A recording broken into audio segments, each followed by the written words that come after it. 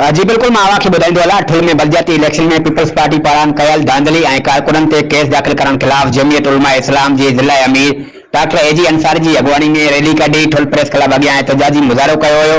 Rally में शरीक अगवानी ज़िला अमीर डॉक्टर एजी अंसारी, सरदार ज़ुल्फ़िकार बुरड़ो समेत कारकुननि वॾी तादाद में शिरकत कई ऐं सिंध हुकूमत ख़िलाफ़ सख़्त नारेबाज़ी कंदे इलेक्शन कमीशन समेत आईजी सिंध खां मुतालबो कंदे चयो त ठुल बलदियाती इलेक्शन में धांधली जा सभु रिकॉर्ड तोड़िया विया आहिनि। इलेक्शन कमीशन खे री इलेक्शन कराइण घुर्जे।